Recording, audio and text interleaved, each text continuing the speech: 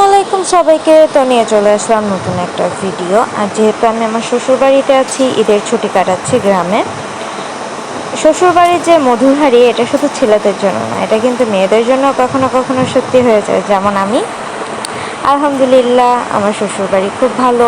আর এখানে এটা কিন্তু আমার রিল্যাক্স করার জায়গা।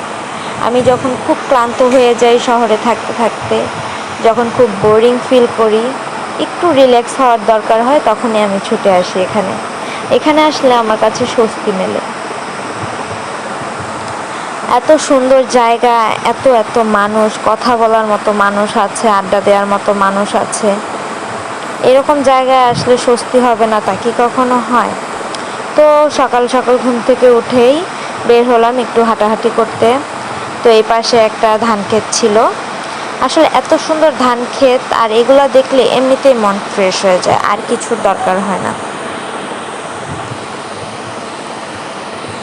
চারিপাশের সব কিছুই যেন মনকে স্বস্তি দিতে একদম তৈরি।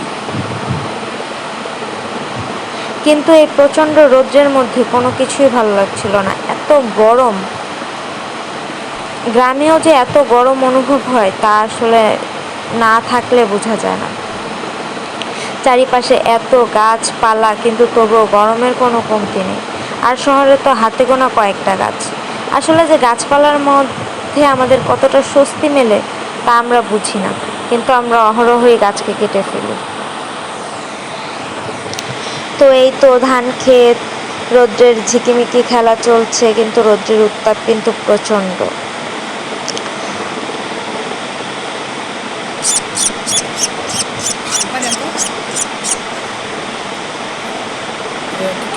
আমি কিন্তু এই পাখিটার নাম জানি না, কিন্তু পাখিটার এই কিচিরমিচির আওয়াজটা বেশ সুন্দর। তো এই তো শুরু হয়ে গেছে আজকে রান্না বান্নার আয়োজন। তো দেখুন আমরা সবাই মিলে কি করি, সেটাই তো আজকে শেয়ার করব আপনাদের সাথে।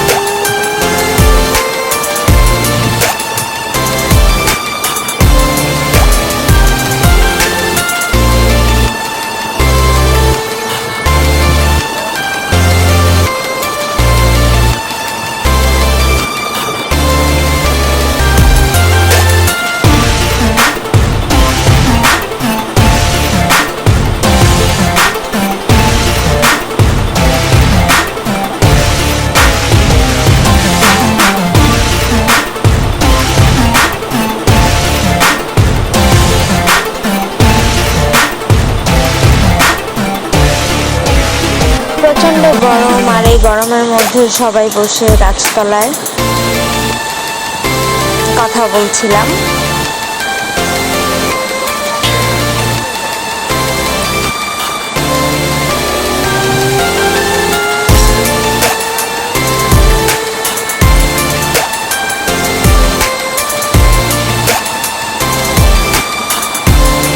নামিরা ফুল দিয়ে খুব সুন্দর করে টিকলি বানিয়েছিল তার মাথায়। আর এখন আমরা অপেক্ষা করছি কখন রান্না শেষ হবে আর কখন আমরা খাওয়া দাওয়া করব। তো রান্না এখনো চুলায় হচ্ছে, আর এইদিকে আমার দেবর নিচে শুয়ে পড়েছে, আর নামিরা আর তার কাজিন দুজন মিলে নাচছে, কিন্তু আসলে তার চাচ্চু কিন্তু ঘুম। গ্রামে আসলে নামিরাও খুব আনন্দ পায়।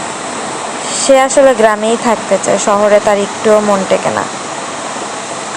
তো আজকে যে প্ল্যান ছিল আমরা দুপুরে খাওয়া দাওয়া শেষ করে ঢাকা চলে যাব। দুপুরে খাওয়া দাওয়া শেষ আমাদের। তো যখন বললাম চলো ঢাকা চলে যাই, এই তো সে রেগে গিয়ে একদম কান্নাকাটি শুরু করে দিল। সে ঢাকা যাবে না, আজকেও সে থাকতে চায়। তো তার কান্নাকাটির জন্য আর ঢাকা যাওয়া হলো না। তো ভাবলাম যে খাওয়া দাওয়া শেষ একটু বাইরে থেকে হেঁটে আসি। তো এই তো বেরিয়ে পড়লাম হাঁটাহাঁটি করার জন্য। তো দেখি হাঁটতে হাঁটতে কোথায় যাই, অবশ্যই আপনাদের সাথে শেয়ার করব।